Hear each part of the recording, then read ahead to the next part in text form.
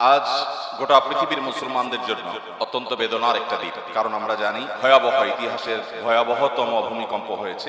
শক্তিশালী জোড়া ভূমিকম্পে তছনছ ভেনেজুয়েলা। এই ভয়াবহ দুর্যোগে নিহতের সংখ্যা 10,000 থেকে 1 লাখ পর্যন্ত ছাড়িয়ে যেতে পারে। ঢাকায় যদি এই ঘটনা ঘটতো তাহলে হতাহতের সংখ্যা কোথায় গিয়ে দাঁড়াতো সেটা ঢাকা শহরের মানুষ, আমরা প্রত্যেকটা মানুষই কম বেশি অনুমান করতে পারি। ভূমিকম্প কেন হয়? তবে কিয়ামত যত নিকটবর্তী হবে, কিয়ামতের আগে অধিক পরিমাণে ভূমিকম্প হবে। যে আমাদের ঢাকা শহর বসবাস অযোগ্য শহর হয়ে যাচ্ছে, পৃথিবীর সবচেয়ে দূষিত শহরগুলোর তালিকায় আমাদের এই শহরের নাম যখন খুব উপরে আমরা দেখতে পাই, তখন আমাদের কাছে ভালো লাগে না। যারা এই ভূমিকম্পে ঈমান নিয়ে দুনিয়া থেকে চলে গেছেন, আল্লাহ তাআলা তাদেরকে শাহাদাতের মর্যাদা দান করুন। ইতিহাসের এই ভয়াবহতম দুর্ঘটনায় হাজার হাজার ফ্যামিলি নিজেদের আপনজনকে হারিয়েছেন। কত বাচ্চা হয়তো এতিম হয়েছেন, কত বাবা মা সন্তান হারা হয়েছেন, কত মানুষ ভাই বোন এবং আপনজনকে হারিয়েছেন। শোক সন্তপ্ত পরিবারগুলোকে আল্লাহ রাব্বুল আলামিন সান্ত্বনা নসিব করুন। এই সকল ঘটনা বলি, এগুলো তো বটেই, দুনিয়াতে যত ছোট ছোট ক্ষুদ্রাতি ক্ষুদ্র ঘটনা ঘটে, ইমানদারের জন্য প্রত্যেকটা ঘটনার মধ্যেই শিক্ষা আছে। আল্লাহ রাব্বুল আলামিন দুনিয়াতে যত কিছু ঘটান, তার প্রতিটা বিষয় থেকে ইমানদারের শেখার আছে, জানার আছে, উপলব্ধি করার আছে, বোঝার আছে এবং করণীয় সেখান থেকে বের করার অনেক কিছু আছে। এই যে ভূমিকম্প হয়ে গেল, এই ভূমিকম্প পৃথিবীর ইতিহাসে প্রথম নয়, বরং এটি সকল যুগেই কম বেশি ছিল। এমনকি সাহাবায়ে কেরামের যুগেও ভূমিকম্পের ঘটনা ঘটেছে। আল্লাহ রাব্বুল আলামিন কোরআনে কারিমে একটা সূরা নাজিল করেছেন, সূরা জিলজাল বা সূরা ইজা জুলজিলা, ইজা জুলজিলাতিল আরদু জিলজালাহা। এই সূরার শুরুতে আল্লাহ তাআলা বলেছেন, সেই সময়ের কথা তোমরা স্মরণ করো যখন এই পৃথিবীকে ভূমিকম্পের মাধ্যমে এটা প্রকম্পিত হবে, এটাকে প্রকম্পিত করা হবে, গোটা পৃথিবীকে। ও আখরাজাতিল আরদু আফকালাহা। সে ভূমিকম্প সাধারণ ভূমিকম্প নয়, জমিনের নিচে থাকা সব মৃত মানুষ সবাইকে বের করবে, সবাই হাসরের ময়দানে একত্রিত হবে। সেই ভূমিকম্প, সেই পৃথিবীর ফাটল, সেই পৃথিবীর ইতিহাসের, মানব ইতিহাসের, পৃথিবীর জন্ম থেকে ঘটে যাওয়া সবচেয়ে বড় ঘটনা, সেটি ঘটবে, সেটার জন্য অপেক্ষা করো। ভূমিকম্প এটা পৃথিবীতে বিভিন্ন সময় হয়। অনেক সময় চন্দ্রগ্রহণ হয়, অনেক সময় সূর্যগ্রহণ হয়, ঝড় জলোচ্ছ্বাস এগুলো তো হয়। এগুলো সুন্নাতুল্লাহ ফিল আরদ, বা জমিনে আল্লাহ তাআলার সুন্নাহ, আল্লাহ তাআলার নিয়ম। বিশেষ করে উপকূলীয় এলাকায় ঝড় জলোচ্ছ্বাস হবে, এটা আল্লাহ সুন্নাহ।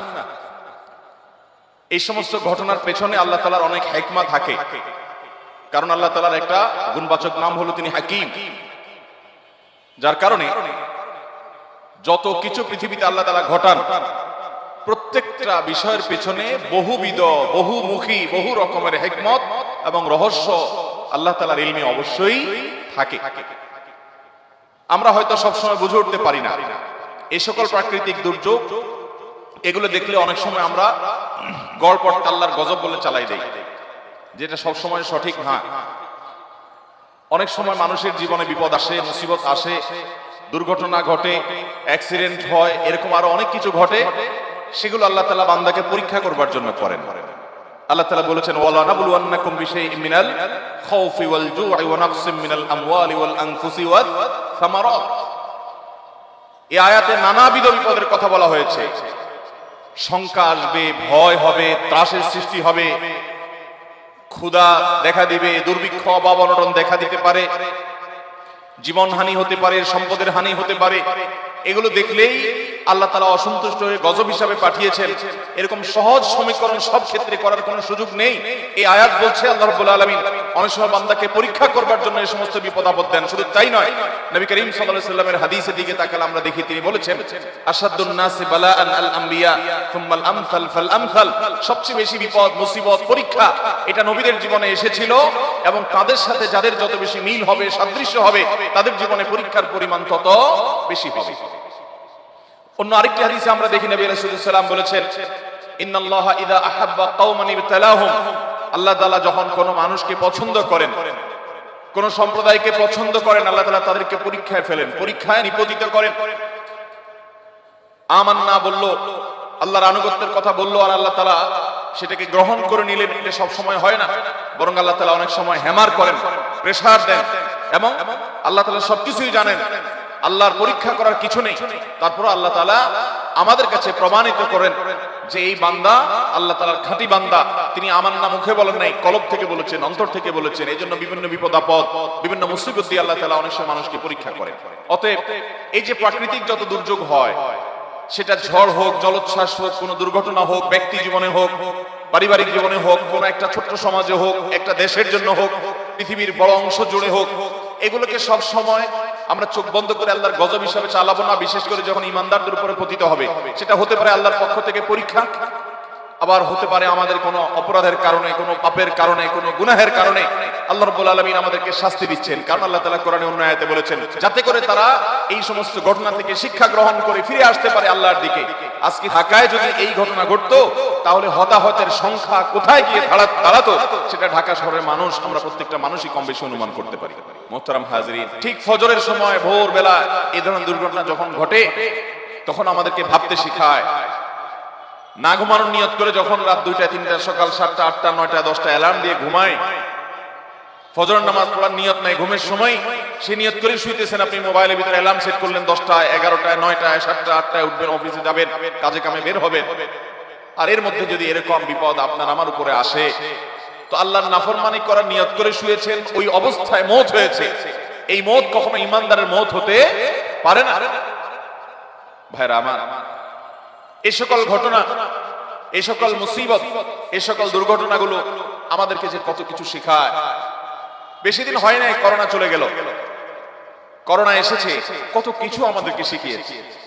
মানুষ কিভাবে স্বার্থপর হয়, সন্তানরা যাদের জন্য মানুষ চুরি, দুর্নীতি, 2 নম্বরই হারাম উপার্জন করে, যাদের জন্য মানুষ অন্যায় করে, যাদের ভবিষ্যতের জন্য নানান আল্লাহর বিধানকে লঙ্ঘন করে চলে, সেই সন্তানরা কিভাবে পর হয়ে যায়, কিভাবে স্বার্থপর হয়ে যায়, কিভাবে বাবার লাশটার কাছে পর্যন্ত যেতে চায় না মৃত্যুর ভয়ে। সেরকম শত শত ঘটনা করোনার সময় ঘটেছে, আমাদেরকে শিক্ষা দিয়ে গেছে না যায় না। ভাইরা আমার, আমরা এক সময় শুনতাম যে ইসলাম মেয়েদেরকে নিজেদের সৌন্দর্যকে ঢেকে ঢুকে আবৃত্তি করে রাখতে বলে। এটা মুসলিম নারীর সম্ভ্রান্তের ব্যাপার, এটা তার ইজ্জতের ব্যাপার, যে একজন মুসলিম নারী, একজন আত্মসম্মান বোধ সম্পন্ন নারী, তার সৌন্দর্য, এটা রাস্তাঘাটের মানুষ, পথে ঘাটের মানুষ দেখে দেখে মনে মনে তাকে নিয়ে জেনা করবে, কল্পনায় জল্পনায় তাকে নিয়ে বাজে চিন্তা করবে, নোংরা চিন্তা করবে। এটা করতে দিবে না একজন আত্মসম্মান বোধ সম্পন্ন নারী। এই জন্য আল্লাহ তাআলা পর্দার বিধান দিয়েছেন, দিয়ে বলেছেন যালিকা আদনা আন ইউরাফনা।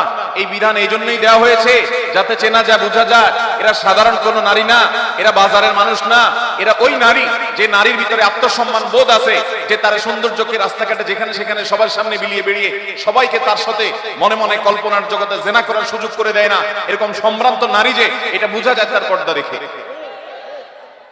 অথচ এই পর্দার বিধানের কথা যখনই আল্লাহ রাব্বুল আলামিনের দেওয়া এই বিধানের কথা উলামায়ে কেরাম বলেছেন, আমরা যুগ যুগ ধরে শুনেছি নানান খোঁচা মারা কথা, নানান আলটা মারা কথা, নানান উল্টা পাল্টা কথা। যেমন একটা কথা খুব বেশি আমাদের ইসলাম বিদ্বেষী ভাইরা প্রায় বলেন পর্দাকে কেন্দ্র করে, যে চোখ মুখ এসব বন্ধ করে একটা নারী কিভাবে চলতে পারে, এটা নারীকে রীতিমতো আবদ্ধ করে ফেলা, এটা নারীর প্রতি অবিচার, এভাবে মানুষ চলতে পারে না। অনেকে বলতেন যে হুজুররা আপনারা ফতোয়া দেন মহিলাদেরকে পর্দা করার জন্য, এরকম বোরকা পরে নেকাব পরে সব বেঁধে হাত মোজা পা মোজা মুখ ইত্যাদি সব বন্ধ করে একটু রাস্তাঘাটে চলে দেখেন দেখি, পারেন নাকি? জীবনেও পারবেন না। ফতোয়া দিয়ে শুধু মহিলাদের কষ্ট বাড়ান। নারীদের উদ্ধারকারী হিসেবে পরিচয় দানকারী আমাদের কিছু সেকুলার ভাইরা, ইসলাম বিদ্বেষী ভাইরা এই ধরনের কথা বলে ওরা আমাদেরকে খোঁচাখুচি সারা জীবন করছে না, করে নাই? আল্লাহ রাব্বুল আলামিনের কি আজীব কুদরত। করোনার সময় আমরা দেখলাম যে তারা একজন পর্দানশীল নারী যেভাবে পর্দা করে, একেবারে হাতের মধ্যে গ্লাভস, পায়ের মধ্যে মোজা, মাথা থেকে পা পর্যন্ত পুরাটা এমন গাউন তারা পরেছেন যে পর্দানশীল নারীও এরকম করে না। তাহলে যেটাকে তারা বলছেন অসম্ভব, এভাবে কি মানুষ চলতে পারে? আমরা দেখেছি এইভাবে গোটা পৃথিবী 2 বছর চলেছে, 2 বছর চলতে পারে। তাহলে বোঝা গেল আল্লাহ তাআলা এমন কোন বিধান দেন না যেটা মানুষ দ্বারা পালন করা সম্ভব। আল্লাহ কোরআনে ঘোষণা দিয়েছেন লা ইউকাল্লিফুল্লাহু নাফসান ইল্লা, আল্লাহ সাধ্যের বাইরে কোনো কিছু মানুষের উপরে চাপিয়ে।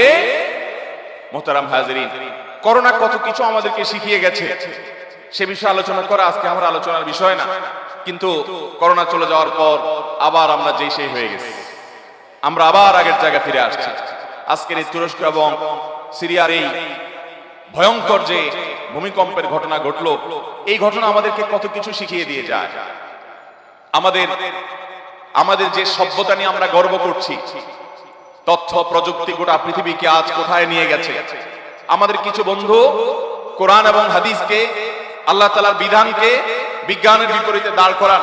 অনেকে বিজ্ঞানের মিটার দিয়ে কোরআন হাদিসকে মাপেন, পরখ করেন, এরপরে বিজ্ঞানের মিটারের আলোকে কোরআনের এবং আল্লাহর দেয়া বিধানের যথার্থতা মূল্যায়ন করার চেষ্টা করেন। অথচ বিজ্ঞান এটা হলো ধারণা, আর কোরআন হলো মহাসত্য। আজ বিজ্ঞানের যে বিষয়ে প্রমাণিত হলো, যে সূত্র আজকে আবিষ্কৃত হলো, হয়তো একটা সময় এটা ভুল প্রমাণিত হবে, ভিন্ন কোন সূত্র আবিষ্কৃত হবে, কিন্তু কোরআন যেটা আল্লাহ তাআলা নাজিল করেছেন, এইটা অনন্তকাল পর্যন্ত বলবৎ থাকবে, অপরিবর্তিত থাকবে, কোনো পরিবর্তনের মধ্যে আসবে, বহুত চড়াই উতরায় যাবে, কিন্তু এটা যা আছে সেটাই থাকবে। আজকে আমরা দেখেছি কিভাবে তুরস্কে এক একটা ভবন, বিশাল বড় ভবন মুহূর্তের ভিতরে কিভাবে মাটির সাথে ধুলোর সাথে মিশে যাচ্ছে, একাকার হয়ে যাচ্ছে, একটা শহর শেষ হয়ে যাচ্ছে সামান্য 1 মিনিট সময়ের মধ্যে। আল্লাহ রাব্বুল আলামিন কিয়ামত যে কায়েম করবেন, সূরা জিলজালের মধ্যে যে আল্লাহ বলেছেন ইযা যুলজিলাতিল আরদু জিলজালাহা, এই ঘটনা আমাদেরকে সে আয়াতের দিকে নিয়ে যায় যে আয়াতে আল্লাহ বলেছেন যখন এই গোটা ধরা পৃষ্ঠ, এই গোটা পৃথিবীকে প্রকম্পিত করা হবে এবং ফেটে চৌচির হবে, মধ্য থেকে সব মানুষ জীবন্ত হয়ে আবার হাসরের ময়দানে একত্রিত হবে, কিভাবে গোটা পৃথিবীর এই সংসার ভেঙে শেষ হয়ে যাবে, ইস্পাত সভ্যতা এবং ইট বালুর এই দালান, এই সভ্যতা, এটা কিভাবে চুরমার হয়ে মাটির সাথে মিশে যাবে। আজকের এই ঘটনা দেখলে কিছুটা অনুমান করা যায় কি যায় না। আল্লাহ রাব্বুল আলামিন আমাদেরকে শিক্ষা অর্জন করার তৌফিক দান করুন। মুহতারাম হাজিরিন, আমাদের যে কাউকে এরকম বিপদের মুখোমুখি যে কোনো মুহূর্তে হতে পারে।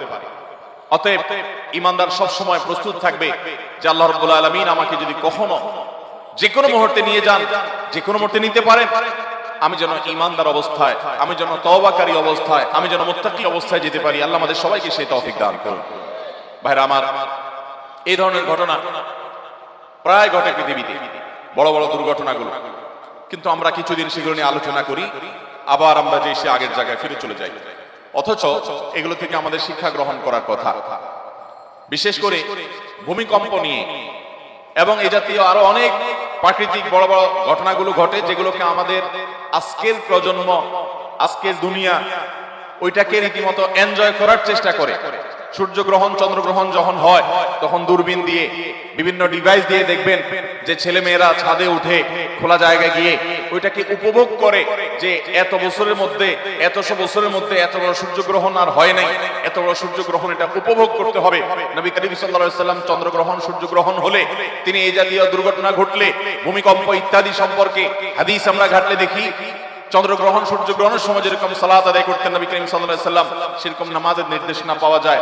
মসজিদে প্রবেশ করে যেতেন, আল্লাহর ভয়ে অন্তরগুলো প্রকম্পিত হতো, আল্লাহর স্মরণ শুরু করতেন, না জানি কিয়ামত শুরু হচ্ছে, কারণ এভাবে এক সময় কিয়ামত হবে। আজ আমরা অনেকে সেটাকে এনজয় করছি। আমরা তথ্য প্রযুক্তির উন্নতির এই সময়ে আমরা মনে করছি এই সমস্ত সেকেলে, এই সমস্ত পুরানা কথাবার্তা, এগুলো অচল। মনে রাখবেন, আজ সামুদ জাতি এখনো পর্যন্ত ধ্বংসাবশেষ পৃথিবীতে আছে। আমার নিজের সে সমস্ত জায়গা যাওয়ার সৌভাগ্য হয়েছে। সেই সমস্ত জায়গা দিয়ে যাওয়ার সময় দেখা যায় সৌদি আরবের আল উলা শহরে কিছুটা আছে, জর্ডানে কিছুটা আছে, যে সমস্ত মানুষেরা আল্লাহর আযাবের কথা শুনে হাসাহাসি করতো, তাদেরকে আল্লাহ তাআলা তখনকার সময়ের সবচেয়ে ভালো টেকনোলজি দিয়েছেন। এমন টেকনোলজি তাদের কাছে ছিল, এমন শক্তি তাদের কাছে ছিল। কোরআনে আল্লাহ তাআলা আয়াত নাযিল করেছেন, ইরামা যাতিল ইমাদ আল্লাতী লাম ইখলাক মিসলুহা ফিল বিলাদ। তাদের মতো এত শক্তিশালী, তাদের মতো এত সুঠাম দেহের অধিকারী, তাদের মতো এত তাদের মতো নির্মাণ শিল্প রপ্তকারী পৃথিবীতে এর আগে কেউ ছিল না। আপনি যদি আল উলায় যান, আপনি যদি মাদায়েন সালেহ যান, আপনি যদি জর্ডানে যান, আপনি দেখতে পারবেন কোরআনের এই আয়াতের বাস্তবতা। বিশাল বড় পাহাড়, গোটা পাহাড় কেটে একটা মূর্তি বানিয়ে ফেলা হয়েছে। একটা পাহাড়, একটা শহর, তার ভেতরে ঘর বাড়ি সবকিছু পাহাড় কেটে কেটে। পাহাড় কাটার মেশিন তখন ছিল না, বিদ্যুৎ তখন ছিল না, মোটর তখন ছিল না, কিন্তু তারা করেছে। আল্লাহ রাব্বুল আলামিন তাদের সেই শক্তিমত্তার কথা বলেছেন। তাদের হাতে অনেক টেকনোলজি তখন ছিল, এখনকার মানুষ যেরকম এখনকার টেকনোলজি নিয়ে আমরা গর্ব করি, তখন তাদেরটা নিয়ে তারা গর্ব করত। আজ থেকে আবার 500-1000 বছর পরে যারা আসবেন দুনিয়াতে, যদি দুনিয়া থাকে তখনকার প্রজন্ম তাদের টেকনোলজি নিয়ে গর্ব করবে, আমাদেরটাকে পুরাতন সেকেলে মনে করবে, ওল্ড এবং পিছিয়ে পড়া মনে করবে। ঠিক একই ভাবে আজ সামুদ জাতি তারাও এরকম মনে করেছিল। যখন আল্লাহর নবী হুদ আলাইহিস সালাম, আল্লাহর নবী সালেহ আলাইহিস সালাম তাদেরকে আল্লাহর আযাবের ভয় দেখাচ্ছিল, তারা ঠাট্টা করছিল, হাসি তামাশা করছিল, যারা আবার কিসের ভয় দেখায়, কিসের সমস্ত আমাদেরকে আতঙ্ক দেখায়। এত বিশাল বড় পাহাড়, লোহার মতো শক্ত পাহাড় কেটে আমরা সুড়ঙ্গ করে সেখানে বাড়িঘর নির্মাণ করেছি। এবং বিশেষ করে আলমাতিদের কবর এখনো পর্যন্ত সেই সমস্ত জায়গায় আছে, সেই কবরগুলো দেখারও সুযোগ আমার হয়েছে। সেই সমস্ত জায়গায় আপনি ইউটিউবেও দেখবেন, ভিডিওগুলো আছে, সেখানে শত শত হাজার বছর আগে, কত হাজার বছর আগে সেটা একমাত্র আল্লাহ ভালো জানেন। শুধু আনমাতিদের ইতিহাস ঘাটলে দেখা যায় ঈসা আলাইহিস সালামের 2000 বছর আগে গত হয়ে যাওয়ারও আরো অনেক আগে ছিল তারা, আর তাদেরও হাজার বছর আগে ছিল আদ এবং সামুদ জাতি। এই মানুষগুলোর ধ্বংসাবশেষ এখনো পর্যন্ত ওইভাবে আল্লাহ রাব্বুল আলামিন রেখে দিয়েছেন শিক্ষা গ্রহণ করবার জন্য। তারা বহু দম্ভ করেছে পৃথিবীতে, বহু অহংকার করেছিল, তাদের টেকনোলজি নিয়ে তারা অনেক গর্ব করেছে। ভাইরা আমার, সেই গর্ব আল্লাহ রাব্বুল আলামিন মুহূর্তের মধ্যে সামান্য একটু প্রাকৃতিক দুর্যোগ যেটাকে আমরা বলি আল্লাহর গজবের আকার দিয়ে সেটাকে ধুলার সাথে মিশিয়ে দিয়ে কিয়ামত পর্যন্ত আগত মানুষের কাছে শিক্ষা হিসেবে রেখে দিয়েছে। ফেরাউন আল্লাহ তাআলা তার ভিতরে কিছু অলৌকিকত্ব দিয়েছিল, কিছু পাওয়ার দিয়েছিল। সেও মনে করেছিল যে আমাকে আর ঠেকায় কে? ঈমান আনে নাই আল্লাহর নবীর প্রতি, ঈমান আনে নাই আল্লাহর দাওয়াতকে, আল্লাহর নবীর দাওয়াতকে গ্রহণ করে নাই। আল্লাহ রাব্বুল আলামিন তাকে ধ্বংস করেছেন, ধ্বংস করে তার লাশ আল্লাহ তাআলা রেখে দিয়েছেন। এবং কোরআনে আল্লাহ তাআলা আয়াত নাযিল করেছেন, কাযালিকা নুনজ্জিকা বিবাদানিকা লিতাকুনা লিমান খালফাকা আয়া। ও ফেরাউন, তোমার পরে পৃথিবীতে যারা আসবে তারা যেন তোমার লাশ দেখে শিক্ষা গ্রহণ করে, এইজন্য তোমার লাশকে আমি হেফাজত করব, আল্লাহ কোরআনে ওয়াদা করেছেন। এটা পচতে দেওয়া হবে না, যেভাবেই হোক মানুষ এটাকে সংরক্ষণ করতে পারবে, এটা রেখে দেওয়া হবে মানুষের শিক্ষা গ্রহণের জন্য। কিন্তু মানুষ খুব কমই শিক্ষা গ্রহণ করে। মোহতারাম হাজিরিন, তাদের সে তথ্য প্রযুক্তি, তাদের সে টেকনোলজি, তাদের যে বিজ্ঞান, তাদের যে শক্তিমত্তা, তাদের যে প্রকৌশল বিদ্যা, এগুলো সবগুলো মুহূর্তের ভিতরে আল্লাহ তাআলা মাটির সাথে মিশিয়ে দিয়েছেন। আল্লাহ তাআলা মানুষকে আল্লাহ যখন সৃষ্টি করেন, একটা মানুষ যখন পৃথিবীতে আসে কত দুর্বল থাকে, বিছানায় শুয়ে থাকে, নিজে পেশা পায়খানার কথাও বলতে পারে না, ক্ষুধা লাগলেও বলতে পারে না, মনের ভাবটা প্রকাশ করতে পারে না। একটা মশা এটা তাড়ানোর ক্ষমতা থাকে না, দুর্বল থাকে। আল্লাহ রাব্বুল আলামিন এরপর আস্তে আস্তে তাকে শক্তিশালী করেন। সে আস্তে আস্তে একটু হামাগুড়ি দিতে শিখে, এরপর সে একটু বসতে শিখে, এরপর সে একটু দাঁড়াতে শিখে, এরপর সে একটু হাঁটতে শিখে, এরপর সে একটু বুঝতে শিখে, এরপর সে আরো অনেক কিছু করতে শিখে, এরপরে নিজের পায়ে দাঁড়ানো শিখে, এরপরে পড়ালেখা শিখে, এরপরে উপার্জন শিখে, এরপরে পড়ালেখা শিখে, জ্ঞান বিজ্ঞান শিখে সে পৃথিবীর অনেক কিছু জানতে পারে। একটা পর্যায়ে সে নিজের রবকে অস্বীকার করে বসে, সে কোথা থেকে কোথায় এসেছে তার ইতিহাস ভুলে যায়, নিজের সৃষ্টিকর্তাকে সে ভুলে যায়, অস্বীকার করে। মানুষ নিমক হারাম। আল্লাহ তাআলা কোরআনে সেই কথাই বলেছেন, ইন্নাল ইনসানা লাকাফুর, নিশ্চয়ই মানুষ অকৃতজ্ঞ। এই অকৃতজ্ঞতা দিয়েই মানুষের জীবন বেড়ে ওঠা। কিন্তু যারা ঈমানদার, যারা আল্লাহর প্রতি বিশ্বাস রাখে, তারা অকৃতজ্ঞ হয় না, তারা শিক্ষা গ্রহণ করে, তারা তালিম হাসিল করে, তারা সেখান থেকে রীতিমতো প্রতিটা নেওয়ার মতো জিনিসকে নিয়ে নেয়। মোহতারাম হাজিরিন, এই সমস্ত ভূমিকম্পের ঘটনা আমাদেরকে বহু কিছু শিখিয়ে যায়। আমরা অনেকে দেখবেন, যেটা বলছিলাম যে আমাদের অনেক তরুণ বন্ধুরা, অনেক স্কুল কলেজে পড়ুয়া বন্ধুরা সূর্যগ্রহণ চন্দ্রগ্রহণকে উপভোগ করে। নবী করিম সাল্লাল্লাহু আলাইহি ওয়াসাল্লাম আতঙ্কিত হতেন, তিনি কোনো না জেনে আতঙ্কিত হতেন, ব্যাপারটা সেরকম না।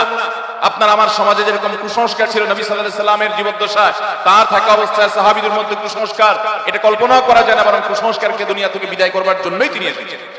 সেই নবী সাল্লাল্লাহু আলাইহি ওয়াসাল্লাম তিনি আতঙ্কিত হয়ে যেতেন এবং ভয় পেতেন যে না জানে কিয়ামত চলে আসবে। কারণ কিয়ামত এভাবেই আসবে, সূর্য নিষ্প্রভ হয়ে যাবে, নিষ্প্রভ হতে হতে চন্দ্রগ্রহণের মতো, সূর্যগ্রহণের মতো এরকম ঘটনাই আস্তে আস্তে আস্তে কিয়ামতের রূপ পরিগ্রহ করবে। এরকম ভূমিকম্প আস্তে আস্তে পৃথিবীতে বাড়তে থাকবে, বাড়তে থাকবে। নবী করিম সাল্লাল্লাহু আলাইহি ওয়াসাল্লামের হাদিস থেকে আমরা জানি, কিয়ামত যত নিকটবর্তী হবে ভূমিকম্পের পরিমাণ তত বাড়বে, ক্ষয়ক্ষতির পরিমাণ তত বাড়বে, মানুষ যত দালান কোঠার সভ্যতাকে বড় করবে, কিয়ামত যত নিকটবর্তী হবে। এগুলো সবগুলো কিয়ামতের আলামতের মধ্যে থেকে একটি।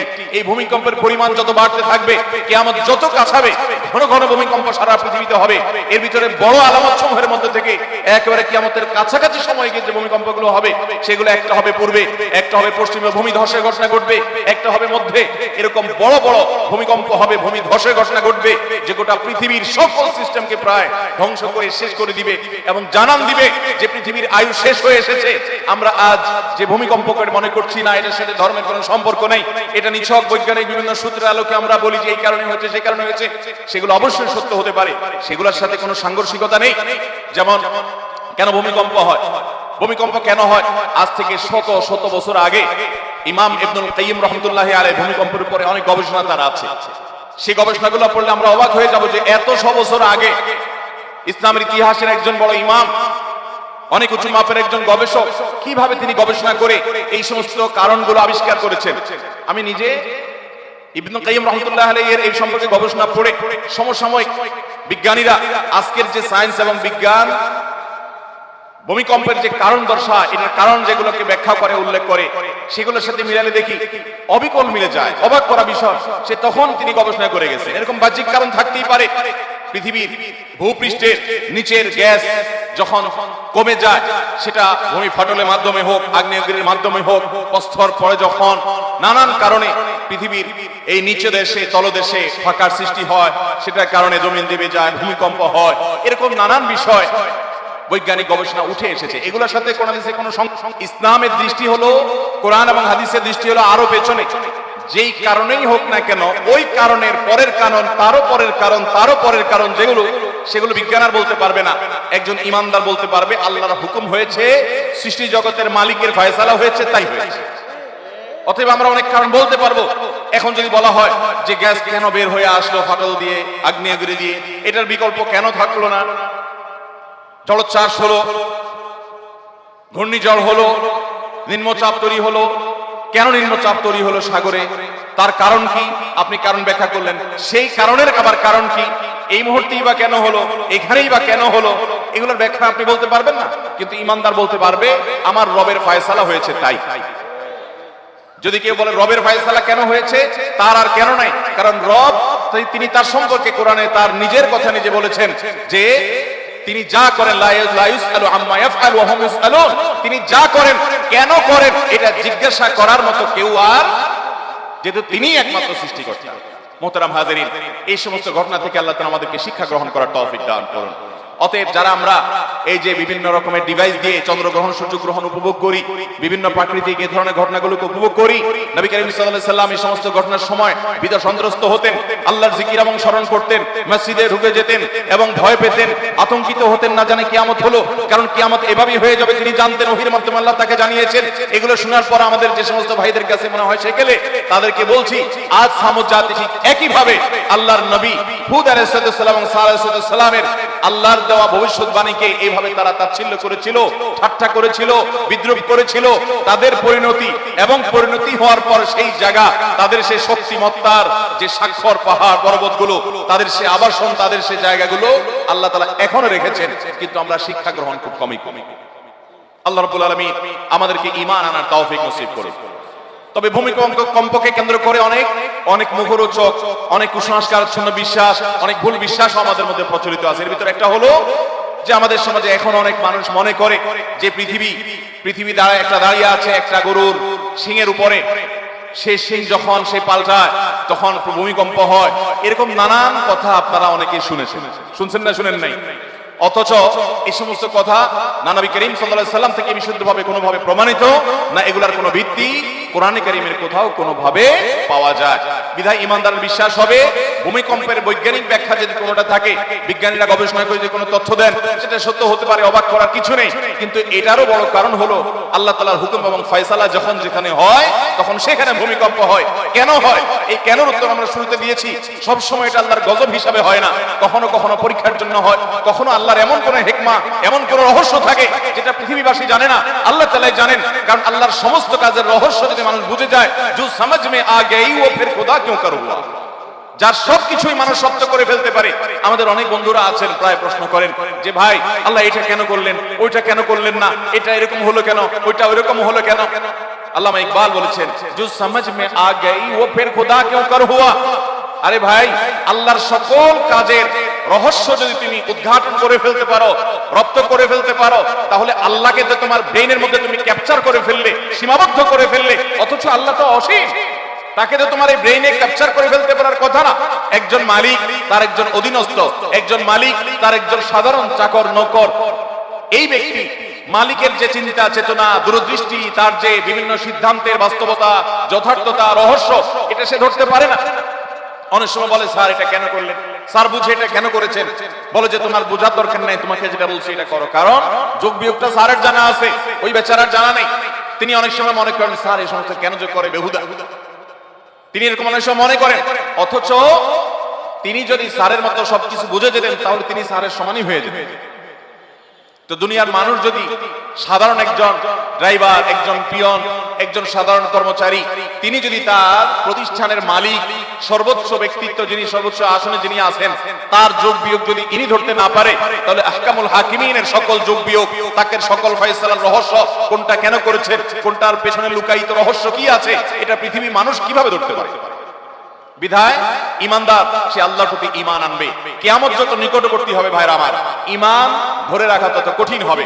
আমাদের অনেক অনেক নাস্তিক বন্ধুরা প্রশ্ন করে, ভাই আপনারা কোরআনে কারীমের আয়াত তেলাওয়াত করে ফু দিলে বলেন রোগ ভালো হয়ে যাবে, ব্যথার জায়গায় হাত দিয়ে দোয়া করার কথা বলেন, আউযু বিইজ্জাতিল্লাহি ওয়া কুদরাতিহি মিন শাররি মা আজিদু ওয়া উহাযির, এটা পড়লে দোয়া ব্যথা ভালো হয়ে যাবে। এবং এই যে কোরআনের বিভিন্ন আয়াত, যেখানে আল্লাহ তাআলা স্পষ্ট বলেছেন যে এই আয়াত তিনি নাজিল করেছেন ইমানদারদের জন্য শিফা হিসেবে, ওয়া নুনাজ্জিলু মিনাল কুরআনি মা হুয়া শিফাউন ওয়া রাহমাতুল লিল মুমিনিন। এই কোরআনের একটা বিশেষ অলৌকিকত্ব হলো শিফা। আমি বলি ভাই, কোরআনের অলৌকিকত্ব যদি, এই অলৌকিকত্ব যদি দেখতে চান, আমি আপনাকে হলফ করে বলতে পারবো কোরআনের অন্য কোন অলৌকিকত্ব দেখাতে পারি বা না পারি, এই অলৌকিকত্ব আপনি দেখতে পাবেন অবশ্যই এই কোরআন কিভাবে মানুষের জন্য শিফা হয়। প্রশ্ন হলো যে কোরআন মুখে উচ্চারণ করে তেলাওয়াত করবে আর ফু দিবে আরেকজন ভালো হয়ে যাবে, এটা কিভাবে সম্ভব? ওষুধ খায়, সেটা শরীরে যায়, সেটা আমাদের শরীরে, আপনার শরীরের সাথে মিশে, আমাদের রক্তের সাথে মিশে, তারপরে সেটা উপশিরা যায়, সেটা আমাদের মধ্যে কাজ করে, ডাইজেস্ট হয়, এরপরে ভিতরে যায়, শরীরের মধ্যে প্রভাব ফেলে, এটা তো বোঝা যায়। কিন্তু কোরআন কারীমের আয়াত পড়ে ফু দিলে নাকি ভালো হবে, হুজুররা কি বলে এই সমস্ত আজগুবি কথাবার্তা? ভাইরা আমার, কথায় আছে যারা আপডেট টেকনোলজি সম্পর্কে জানে না, যারা পিছিয়ে পড়া টেকনোলজি এটা শুধুমাত্র জানে, তারা আপডেট টেকনোলজির কথা শুনলে হাসাহাসি করে। যেমন এখন যদি মনে বলা হয় কাউকে যে একটা টেকনোলজি বাহির হবে, যে মানুষ মনে মনে কি চিন্তা করছে, সে কোনো কাজ করার আগ মুহূর্তের চিন্তার বিষয়টা ডিভাইস বলে দিবে। অলরেডি এরকম অনেক গবেষণা হয়ে গেছে পৃথিবীতে। তাহলে এই কথা যদি আজ থেকে 100 বছর আগের কথা মানুষকে বলা হতো, আচ্ছা এখন আমরা যে সুইচ দিলে ফ্যান ঘুরে, সুইচ দিলে লাইট জ্বলে, আজ থেকে 500 বছর আগে বা 1000 বছর আগে যখন বিদ্যুৎ আবিষ্কার হয় নাই, তখনকার মানুষকে যদি বলা হতো যে দেখো ওয়ালে একটা সুইচ থাকবে, এখানে টিপ দিলে লাইট কয়েক কিলোমিটার দূরে জ্বলে উঠবে, আর এই যে মোবাইল ফোন টোন এগুলোর কথা তো বলাই বাহুল্য, এগুলো যদি 1000 বছর 500 বছর আগের মানুষকে বলা হতো, মানুষ বলতে এর মাথায় স্ক্রু ঢিলা আছে, কিভাবে সম্ভব? বলতে কি বলতো না বলেন? এখন তো সুইচও লাগে না, আপনার তারও লাগে না, রিমোটে টিপ দিলে ফ্যান চলে, টিপ দিলে বন্ধ হয়, এমনকি টিপও দেওয়া লাগে না। টেকনোলজি বের হয়েছে, মুখ দিয়ে শুধু বললেই হবে গরম লাগছে, তো ফ্যান চলা শুরু হয়ে যাবে না। তাহলে যে গরম লাগছে বলছে, সে যে ল্যাঙ্গুয়েজ সেট করা আছে, এই যে মোবাইলের মধ্যে দেখবেন যে কি আছে, কি সিরি, হাই হ্যালো সিরি আছে, হ্যালো সিরি যদি বলে কল অমুক, অর্থাৎ অমুককে কল করো, তো মোবাইল ডাইরেক্ট নিজে নিজে কল করে হবে, আছে না নাই? হাতে নেওয়াও লাগবে না, দূরে থাকবে, বলবেন আর সে কল করে দিবে। তো এইটা যদি সম্ভব হয়, তাহলে কোরআনে কারীমের আয়াত পড়ে ফু দিলে আল্লাহ রাব্বুল আলামিন সেখানে অ্যাকশন করিয়ে ওই ব্যক্তিকে সুস্থ করতে পারেন কি পারেন না? এরকম হাজারটা एग्जांपल দেওয়া যাবে। আপডেট টেকনোলজি, আপনি এখনো ওয়্যারের টেকনোলজিতে আছেন, ওয়্যারলেস টেকনোলজিতে পৃথিবী আগায় যাচ্ছে, কোরআন তার চাইতে আরো আপডেটটা বলে রাখছে যে আপনি তেলাওয়াত করবেন আর অ্যাকশন করবে ওখানে। আল্লাহ রাব্বুল আলামিন ফিতনা থেকে, ঈমান বিধ্বংসী ফিতনা থেকে আমাদেরকে বেঁচে থাকার তৌফিক দান করুন। দাজ্জাল পৃথিবীতে আসবে কি আসবে না? দাজ্জাল যখন আসবে, এমন পাওয়ার সে হোল্ড করবে, এমন ক্ষমতা তার কাছে থাকবে যে পৃথিবীর খাদ্য পানীয় সব তার কন্ট্রোলে থাকবে, মানুষের জীবন মৃত্যু তার কন্ট্রোলে, সে বলবে তো মরে যাবে, সে বলবে তো জীবিত হয়ে যাবে, এবং এমন এমন অলৌকিকত্ব তার মধ্যে থাকবে যে অগণিত মানুষ, ইমানদাররা পর্যন্ত বিভ্রান্ত হয়ে তাকেই আল্লাহ মনে করবে হ্যাঁ আমরা কোরআন হাদিসে যে আল্লাহর কথা, আল্লাহর যে কনসেপ্টের কথা জানছি সব তো সেই হোল্ড করে, তাহলে এই তো আল্লাহ সেই ঈমান, তার প্রতি ঈমান এনে বেঈমান হয়ে কাফের হয়ে যাবে। এইজন্য সকল যুগের নবী রাসূলগণ দাজ্জাল থেকে আমাদেরকে সাবধান করেছেন, সতর্ক করেছেন যেন দাজ্জালের ফিতনায় আমরা পতিত না হই। কিয়ামতের আগে, দাজ্জাল আসার আগে পৃথিবীতে বিভিন্ন রকমের সিচুয়েশন তৈরি হবে, যে সিচুয়েশনে মানুষ তথ্য প্রযুক্তি, মানুষ জ্ঞান বিজ্ঞান, সায়েন্স টেকনোলজির উন্নতি দেখে আল্লাহকে অস্বীকার করে বসবে, মনে করবে সব পুরানা কথাবার্তা, সব মুখরোচক গল্প, সব ধর্মের কথা, সব হুজুরদের বানানো কথা, সব আগের যুগের মানুষের কিচ্ছা কাহিনী, এগুলোর বাস্তবতা অনেক মানুষ অস্বীকার করবে। কিয়ামতের আগে মানুষ দলে দলে এইভাবে বেঈমান হবে। মুসলমানের সন্তানরা দুনিয়ার অনেক ভেলকি দেখে তারা ঈমান হারা হবে। নবী করিম সাল্লাল্লাহু আলাইহি ওয়াসাল্লাম এরকম বহু ভবিষ্যৎবাণী করে গেছেন। অতএব মোহতারাম হাজরিন, আমরা এই ভূমিকম্প দেখে এর বৈজ্ঞানিক বিভিন্ন কারণ জানতে পেরে আমরা যেন কোরআন হাদিসের প্রতি আমাদের ঈমান যেন দুর্বল না হয়, মনে রাখতে হবে যে এই সকল কারণের আসল কারণ হলো আল্লাহ তাআলার হুকুম এবং ফয়সালা।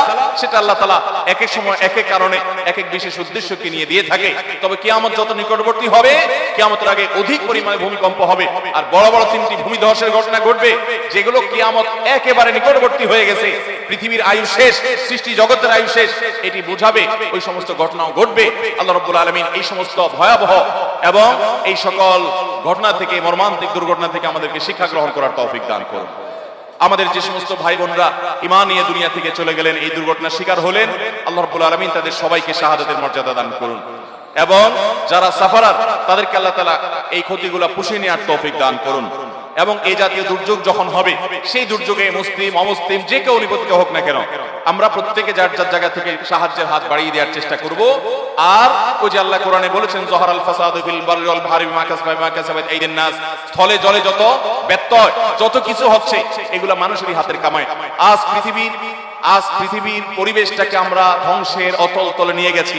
আমরা বৃক্ষ নিধন করি, অথচ কোরআন এবং সুন্নাহ যদি আপনি খুঁজেন, তাহলে গাছ লাগানোটাকে নবী করিম সাল্লাল্লাহু আলাইহি সাল্লাম ইবাদত, সওয়াবের কাজ, নেক আমল হিসেবে গণ্য করেছেন। এবং তিনি বলেছেন, কারোর হাতে যদি কোনো গাছের চারা থাকে আর সে দেখতে পায় ইসরাফিল সিংহা নিয়ে ফুৎকার দিবে, এই পৃথিবী তুলার মতো উঠতে থাকবে। যেমন কোরআনে আল্লাহ তাআলা সূরা আদিয়াতে, সূরা কারিয়াতে, সূরা জিলজালে, 30 পারার বেশিরভাগ সূরাতে, গোটা কোরআন জুড়ে আল্লাহ তাআলা বলেছেন সেই ঘটনা ঘটতে যাচ্ছে, পৃথিবী ধ্বংস হয়ে যাবে। নবী সাল্লাল্লাহু আলাইহি ওয়াসাল্লাম বলেছেন, হাতে যদি গাছের চারা থাকে, পৃথিবী ধ্বংস হয়ে যাবে সে দেখতে পাচ্ছে, তারপরও সে তার কাজ পালন করবে, অর্থাৎ গাছটা লাগায় ফেলবে। এর কারণে সে সওয়াব পাবে।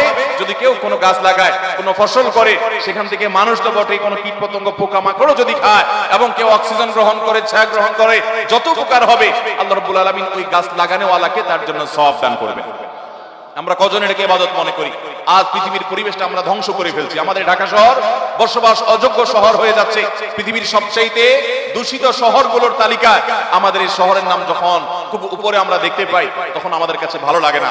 এই জন্য আমরা প্রত্যেকটা মানুষ যার যার জায়গা থেকে আমাদের এই শহরটাকে বাসযোগ্য করতে হবে। যদি বাসযোগ্য না করি, তাহলে নানা প্রাকৃতিক দুর্যোগ আসবে, নানা বিপদ আসবে, নানা ব্যত্যয় ঘটবে, নানা অসুবিধা তৈরি হবে, যেগুলোর জন্য আমাদের হাতের কামাই আমরা ভোগ করব এবং আল্লাহ রাব্বুল আলামিনকে দোষারোপ করার কোনো অবস্থাতেই কোনো সুযোগ নাই।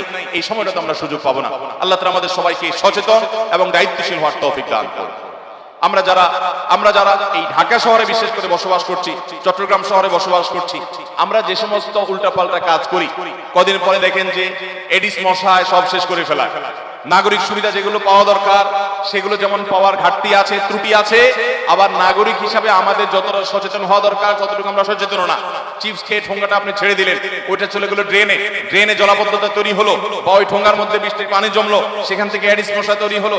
আপনি একটা ডাব খেয়ে মালাটা ফেলে দিলেন, সেই মালা বৃষ্টির পানি জমলো, সেই পানিতে এডিস মশা তৈরি হলো, সেটা নিয়ে কোনো মানুষকে কামড় দিল, সেই মানুষ কামড় খেয়ে তার ইমিউন সিস্টেম স্ট্রং না দুর্বল, উইক, সেই বেচারা অসুস্থ হয়ে হাসপাতালে ভর্তি হলেন, হয়তো দুনিয়া থেকেই চলে গেলেন, বা লাখ লাখ টাকা তার নেমে গেল। আপনার একটা ওই ডাবের মালা, আপনার ফেলানো একটা সেই চিপসের খোসা ঠোঙ্গা আপনি হয়তো খেয়ালও করছেন না, অথচ আপনি সেই ধর্মের অনুসারী, যেই ধর্মের নবী করিম সাল্লাল্লাহু আলাইহি সাল্লাম বলেছেন ঈমানের গুরুত্বপূর্ণ একটা অঙ্গ হলো ইমাতাতুল আযা আনিত তরিক। রাস্তায় মানুষের কষ্ট হতে পারে, মানুষের অসুবিধা হতে পারে, এমন কিছু যদি অন্য আরেকজন ফেলে, আপনি সেটা তুলে যথাস্থানে ডাস্টবিনে নিয়ে ফেলা, এটা হলো ঈমানের দাবি। অন্যের ফেলানো জিনিস তোলা তো পরের কথা, আমরা নিজে অহরহ রাস্তাঘাটে এসব জিনিস ফেলি। ভাইরা আমার, অনেক গুনাহ আছে যেগুলোকে আমরা গুনাহ মনে করি না, তার ভিতরে এগুলা। নবী করিম সাল্লাল্লাহু আলাইহি সাল্লাম শুধু রাস্তার হক, পরিবেশের হক সম্পর্কে যা বলেছেন আপনি অবাক হবেন। 1450 বছর আগে মক্কার যে পরিবেশ ছিল, মানুষই ছিল না। মক্কার যে পরিবেশ ছিল সেখানে ঘনবসতি দূরের কথা, মানুষই ছিল না। নবী সাল্লাল্লাহু আলাইহি সাল্লাম তখনই বলেছেন, ইয়াকুম আল জুলুস আলা তরিক, খবরদার রাস্তা দখল করবে না। আজ ফুটপাত দখল করে যারা দোকানদারি করে, আজ ফুটপাত দখল করে যারা আপনার বিভিন্ন রকমের ব্যবসা বাণিজ্য করে, ফুটপাতের উপর দিয়ে বাইক চালায়, তারপরে যায় বিভিন্ন রকমের আপনার স্কুটি চালায় বা সাইকেল চালায়, বা যে কোনো ভাবে পোলাপান রাস্তা দখল করে বসে আড্ডা ফাড্ডা মারে, মানুষের ক্ষতি হয়। আমরা বুঝি এটা আমাদের জন্য ক্ষতিকর, এটা বেআইনি, এটা অন্যায়, অপরাধ। এই অপরাধের কথা প্রায় 1450 বছর আগে মুহাম্মদ সাল্লাল্লাহু আলাইহি সাল্লাম সাবধান করে গেছেন, এমন সময় যে সময় রাস্তায় ভিড় হওয়া তো দূরের কথা, মানুষই ছিল না। গোটা মক্কা মানুষ ছিল কয়েকজন। তাহলে ইসলাম মানলে আর কোনো কিছু না মানলেও চলবে ইনশাআল্লাহ। ইসলামটা যদি আমরা সবাই মানতে পারি, আমরা যে খাঁটি মুসলমান হই, তাহলে অনেক বিপদ, অনেক ব্যত্যয়, অনেক দুর্ঘটনা, এগুলো থেকে আমরা বাঁচতে পারবো। আল্লাহ আমাদেরকে বাঁচাবেন। আর আমাদের হাতের কামাই দ্বারা পৃথিবীটাকে যদি আমরা বসবাস অযোগ্য করি, এই যে জলবায়ু পরিবর্তন হয়ে যাচ্ছে, পৃথিবীতে বনাঞ্চল আমরা ধ্বংস করে শেষ করছি, কলকারখানার কালো ধোঁয়া আমরা শেষ করছি, পৃথিবীটাকে বসবাস অযোগ্য করে ফেলছি। এরপরে রোগ বালাই ছড়ালে, দুর্ঘটনা ঘটলে, প্রাকৃতিক অসুবিধা তৈরি হলে আমরা সেটাকে নানা কারণ ব্যাখ্যা করব। কিন্তু আল্লাহ কোরআনে আগেই বলে দিয়েছেন, জহারাল ফাসাদু ফিল বাররি ওয়াল বাহরি ওয়া মা কাসাবাত আইদিন নাস। পৃথিবীতে স্থলে জলে যত বড় দুর্ঘটনা ঘটে, যত ব্যত্যয় ঘটে, যত সমস্যা ঘটে, এই সবগুলো আমাদের হাতের কামাই। আজকাল এরকম মুসলমান পাওয়া কঠিন। আল্লাহ আমাদের সবাইকে ঈমানদার, খাঁটি মুসলমান, ঈমানের সত্যূর্ধ্ব যে শাখা আছে সেই শাখাগুলো বাস্তবায়নকারী মুসলমান হওয়ার তৌফিক দান করুন। ভাইরা আমার, রাস্তাঘাটে অন্য কেউ ময়লা ফেললে সেই ময়লাটা আপনি তুলে ডাস্টবিনে ফেলে দিবেন, এটা হলো ঈমানের দাবি। নবী সাল্লাল্লাহু আলাইহি সাল্লামের হাদিস, ইমাতাতুল আযা আনিত তরিক, আরেকজনেরটা আপনি ফেলে দিলে ঈমানের দাবি। তাহলে আপনি নিজে যদি ফেলেন তাহলে এটা তো কুফরি রঙ্গ হবে, ঠিক না বেঠিক? কিন্তু আমরা অনেকে নামাজ কালাম পড়ি, মুখে হয়তো দাড়িও আছে, মাথায় টুপি আছে, গায়ে জুব্বাও আছে, কিন্তু এরকম কাজ আমরা করি কি করি না? আল্লাহ আমাদের সবাইকে দায়িত্বশীল হওয়ার তৌফিক দান করুন। এই কথাগুলো বলা এই জন্য যে এগুলোর কারণে অনেক প্রাকৃতিক দুর্যোগ হয়, এগুলোর কারণে অনেক অ্যাক্সিডেন্ট হয়, এগুলোর কারণে অনেক বিপদ আমাদের জাতীয় জীবনে চলে আসে। এটা আমাদের সবাইকে সচেতন হতে হবে। ভূমিকম্পের পেছনেও আমাদের হাতের কামাই আছে, আমাদের ত্রুটি আছে, আমাদের বিচ্ছুতি আছে, গোটা বিশ্ববাসীর বিচ্ছুতি আছে। আল্লাহ রাব্বুল আলামিন আমাদের সবাইকে যার যার বিচ্ছুতিগুলো বুঝে সেগুলোকে কারেকশন করে একজন খাঁটি মুসলমান হওয়ার তৌফিক দান করুন। মুসলমান তো সে হবে মান সালিমাল মুসলিমুনা মিন লিসানিহি ওয়া ইয়াদিহি, যার হাত আর মুখ দ্বারা সবাই নিরাপদ থাকবে, কাউকে সে কষ্ট দিবে না, কারোর কষ্টের কারণ সে হবে। মোহতারাম হাজরিন, আমাদের এই সমাজে অনেক মানুষ আছে আমরা যারা মানুষকে কষ্ট দেই। এই যে মাহফিল, আমি এসে ভাইকে জিজ্ঞাসা করছি, ভাই মাইক কি খুব বেশি দূরে লাগাইছে? কারণ ঢাকা শহরে মাহফিলে দূর দূরান্তে মাইক লাগাইলে মানুষের জীবনটা অতিষ্ঠ হয়ে যায়। এত ঘন বসতি কোন একটা বিল্ডিং এ যদি মাইক লাগানো হয়, তাদের জীবনটা জীবন্ত জাহান্নাম হয়ে যায়। ইসলাম তো আমাকে বলেন একজন মানুষকে ওয়াজ শোনার নাম দিয়ে বিরক্ত করতে। ভাই বললেন আলহামদুলিল্লাহ যে মাইক লিমিটেড জায়গা রাখা আছে এবং বড় রাস্তায় রাখা আছে, মানুষের বিরক্তির কারণ নাই এবং সেগুলাও নিয়ন্ত্রিত আছে। উনি জানালেন, আশ্বস্ত করলেন। মাইক তো ওয়াজ মাহফিলের মাইক তো বটে, এটা তো একটা ভালো কথা, সেটার জন্য মানুষকে কষ্ট দেওয়া জায়েজ নাই। মসজিদে নববীতে এক সাহাবী জোরে তেলাওয়াত করছিলেন, নবী করিম সাল্লাল্লাহু আলাইহি ওয়াসাল্লাম ডেকে নিয়ে বলছেন যে তুমি তাকে তেলাওয়াত শোনাতে চাচ্ছ? তিনি কোনো বধির নন, তিনি আলিমুন বিজাতিস সুদূর, সবকিছু জানেন। এত চিৎকার না করলে বা এত জোরে না করলেও চলবে, কারণ আশেপাশে মানুষ ইবাদতে বিঘ্ন হচ্ছে। আমরা সেই ধর্মের অনুসারী, অতএব আমাদের অনেক মুসলমান যুবক ভাইরা আছে, তারা ডিজে পার্টির নামে, তারা ব্যান্ড পার্টির নামে, বিয়ের অনুষ্ঠানের নামে, গায়ে হলুদের নামে, গায়ে মরিচের নামে, নানান নামে বেনামে আমরা অনেক সময় দেখা যায় শব্দ সন্ত্রাস করি, শব্দ দূষণ করি। রাজনৈতিক অনুষ্ঠান, সামাজিক অনুষ্ঠান, বিয়ে শাদী, এটা সেটার নামে ঢাকা শহরটা বসবাস অযোগ্য আমরা করে তুলছি। আর যা হোক, এটা কোনো মুসলমানের আচরণ হতে পারে? আসুন আমরা মুসলমান হওয়ার চেষ্টা করি। মুসলমান হতে হলে আমাদেরকে মানুষ হতে হবে। তাহলে অনেক ব্যত্যয়, অনেক দুর্ঘটনা, অনেক প্রাকৃতিক দুর্যোগ, অনেক সমস্যা, অনেক সংকট, অনেক মুসিবত এমনিতেই আপনি দূর হয়ে যাবে ইনশাআল্লাহ। আল্লাহ আমাদের সবাইকে সেই জায়গায় যাওয়ার তৌফিক দান করুন। তাহলে আজকে মাহফিল থেকে আমরা ওয়াদা করি যে আমরা কারোর কোনো কষ্টের কারণ হব, আমার কারণে পরিবেশ দূষিত হবে, নষ্ট হবে, সেটা হতে আমি দেব। আপনি সামান্য কয়েক টাকা ময়লার বিল, সামান্য কিছু টাকা ময়লার বিল, এটা বাঁচানোর জন্য ময়লা আলারে টাকা দেন না। ময়লার পলিথিনটা ধরে বাসা থেকে বের হয়ে মসজিদে যাচ্ছেন নামাজ পড়তে, আপনার হাতে ময়লা নিয়ে আস্তে করে দেখলেন যে কোন জায়গাটা খালি আছে, মালিক এখনো বিল্ডিং বানায় নাই, খালি পড়ে আছে, ওইদিকে ফেলাই দিয়ে আপনি বিসমিল্লাহ বলে ফেলাইছেন, হয়তো বিসমিল্লাহ বলে ফেলে আপনি মসজিদে চলে গেলেন। সওয়াব হবে না গুনাহ হবে? ঢাকা শহরে এরকম মুসলমান কি 2-4 জন না অনেক বেশি? আপনাদের মুগদা এলাকাতে জায়গা কতটা খালি আছে আমি জানি না। ঢাকা শহরে যেখানে একটা খালি জায়গা আছে, খালি জায়গাতে খুব একটা নাই, যদি 2-1টা থাকে, যে গরিব মানুষ এখনো বিল্ডিং বানাতে পারে নাই, অথবা বাজার জায়গা নিয়ে মামলা মোকদ্দমা আছে, ঝামেলা আছে, এখনো সারতে পারে নাই, তাহলে ওই বেচারার কপালে দুঃখ ছাড়া আর কিছু।